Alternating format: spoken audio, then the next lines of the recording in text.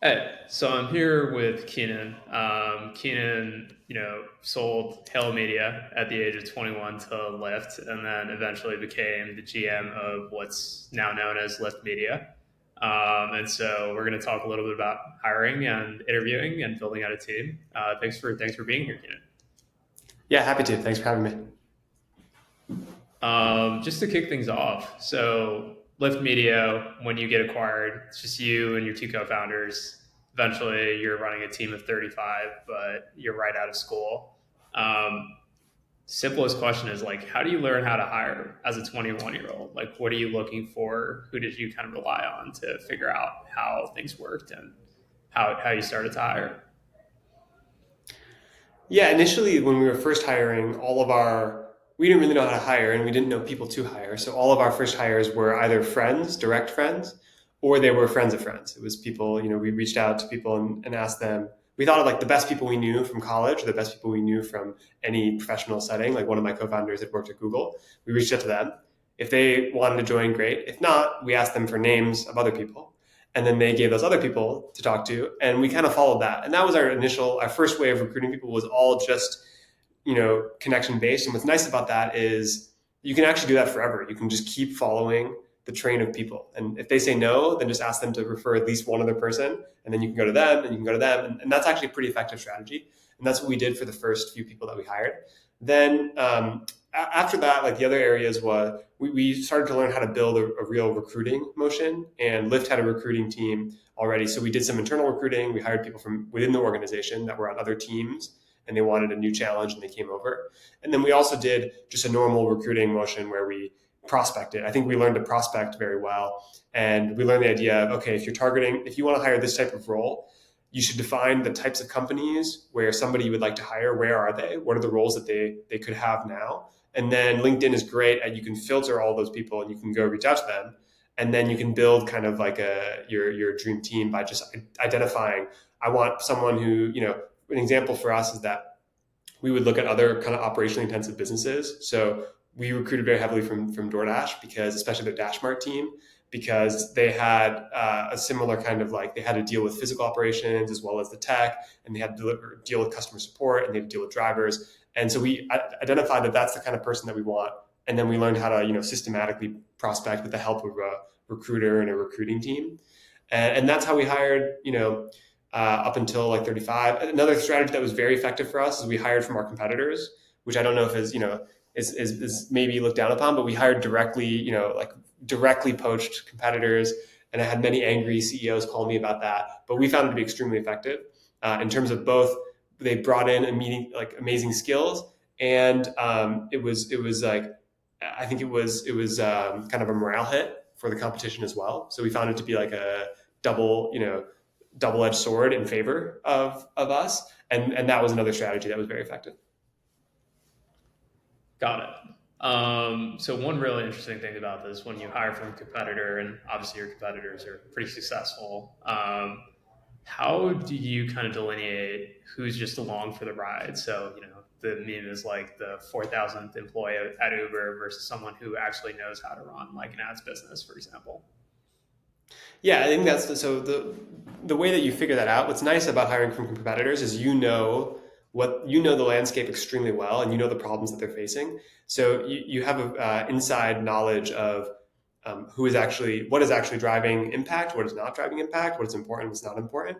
So what we did is we would talk to people, and then we would ask them about the challenges we were facing, which is kind of how I like to interview. I like to tell people about here are the challenges we're facing, and I want you to help me brainstorm how you would solve them, or just help me think about the problem. And through that process, I'm able to see how they think about the problem, and that helps me in two ways. One way is that it's just a good assessment of how are they thinking about the problem, and then second is it can also help me if they come up with a good idea. It can tactically help me solve that problem myself. So I like asking that kind of question. It's also, when you ask a problem that you're facing, you're very familiar with it. So you've gone through the decision tree yourself already, and you've done some triage, and you've thought, okay, I could solve it this way. This is the problem, and you've already thought of like a few possible solutions. And what you can do then is you can see, do they follow the same decision tree, and do they map along Yeah. the same route as you, which is a good sign, or do they go in a different direction? It could be in a good way. Maybe they think about the problem in a way that you haven't, in a positive way, or they don't and they miss key things, and then you realize, okay, this person wouldn't have thought about the problem the way I have. And since it's a problem that you're very familiar with, it's easy to assess. So it's a combination of how we knew how do we know if someone is actually driving impact or just along for the ride. Through that process, you'll tell. You'll know immediately. And then also, it was kind of our interview strategy. Like the interview questions that we gave were always real problems that we were facing. Got it. Yeah, I mean, I think that makes a lot of sense where it's like you have context, you're essentially doing a case based interview, but one of the things you lose is like, how do I actually reference check this person? Like, how do I know they're good? Because generally, it's a lot easier to check with current employer, like friends, past employees.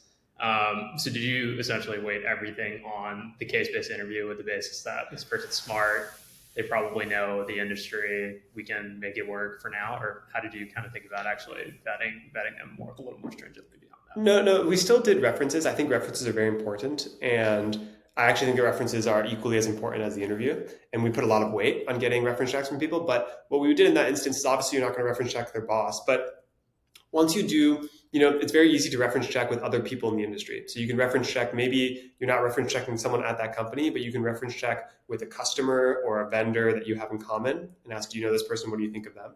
And then also, once some people come over and they were previously at that company, then you can ask them who are the best people as well.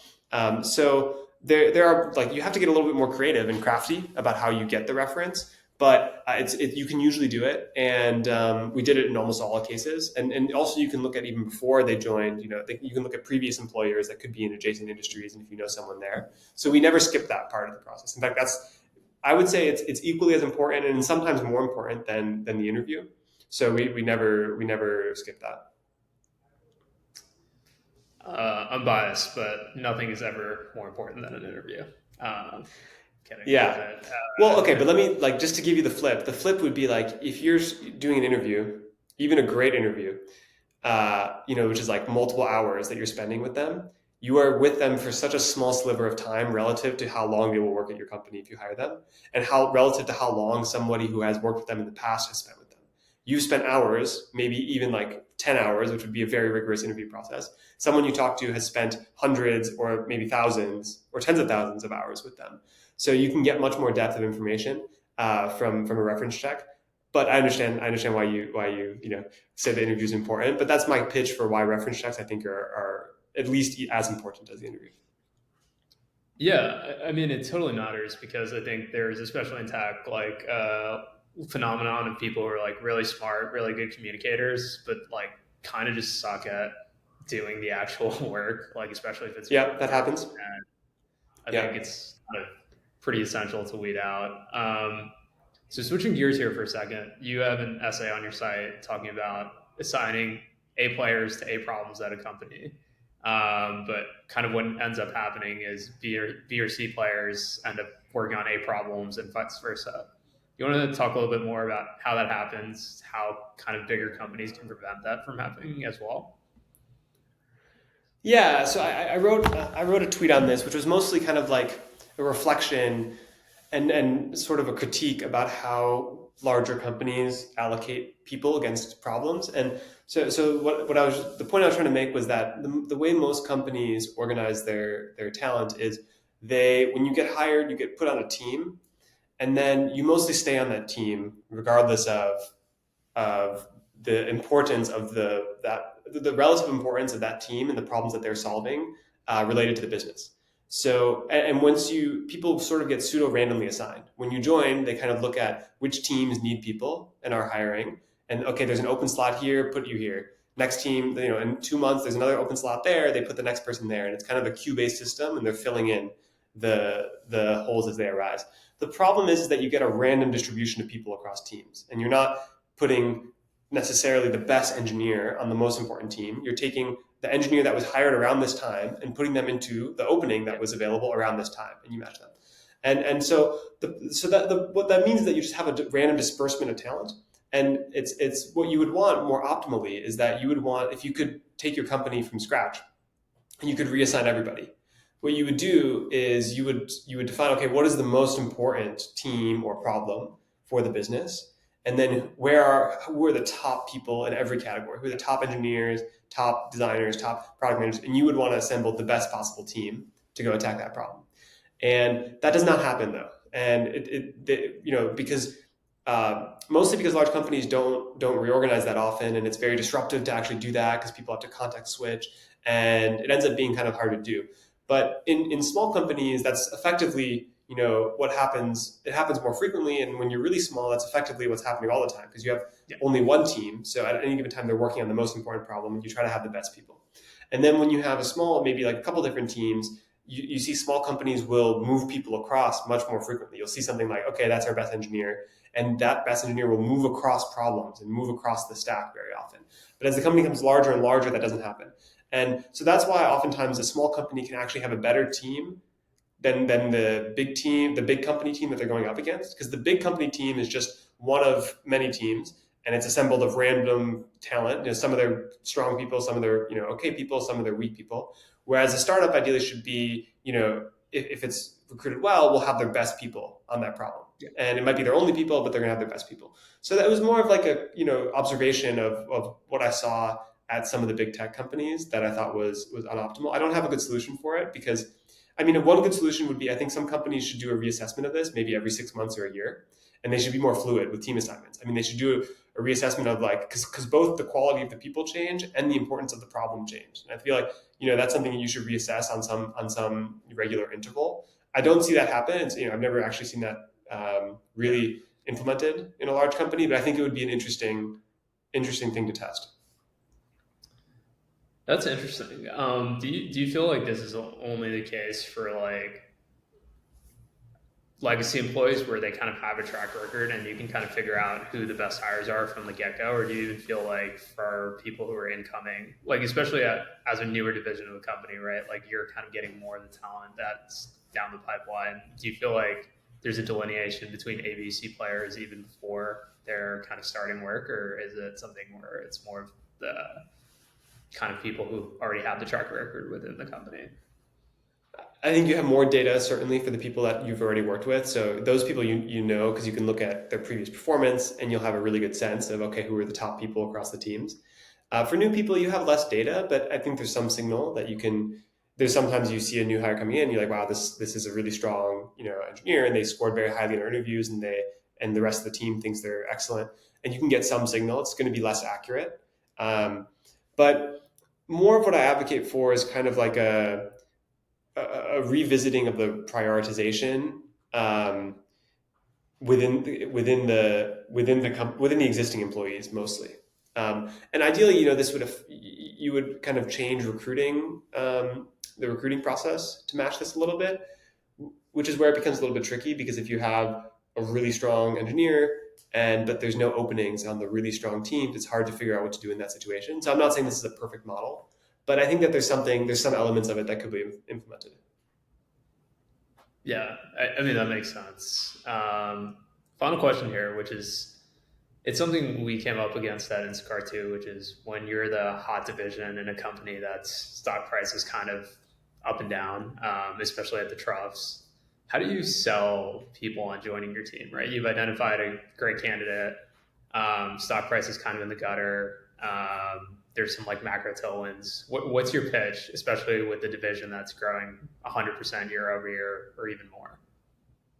Yeah, actually, this was a challenge for us. So maybe you experienced this too at Instacart, but it wasn't easy. So the problem for a startup that's recruiting, a startup within a big company that's trying to recruit people, is that you have startup level risk and startup level kind of expectations of work style, but you don't get startup level upside. Because if your small team grows 10 times, and then let's say that the value of that team and the whatever product you're building goes up 10x, you don't get 10x more. Your equity is not 10x more valuable because your equity is tied to the parent company. Yeah.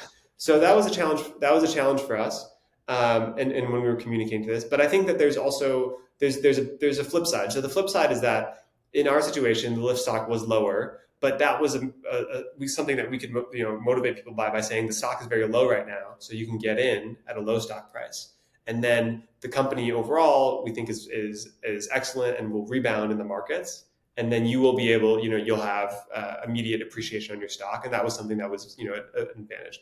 The other advantage we had is that because the stock that we were were providing was public stock. It was fully liquid. So you maybe had less upside, but you had much more liquidity. And there are people who value that. And so that was, it attracts a different type of profile of person, certainly, which was Yeah. something we had to reconcile with. It does not attract the early risk seeker. I'm looking to 10x because it's not likely that that's going to happen. So we had to adjust the profile of person that we were recruiting a little bit to match, but it wasn't all downsides. I mean, there were also upsides, in that we were able to hire some executives that we would not have been able to hire as a startup, certainly, because we had a brand name and we had stock that we could issue that was that was liquid, so that could be part of their liquid total compensation, and those were real upsides. So the downsides were real, but we also had upsides. Yeah, that makes total sense. God bless liquidity. It's probably a Yeah, good way to have things. Appreciate you taking the time, man. of course. See you later.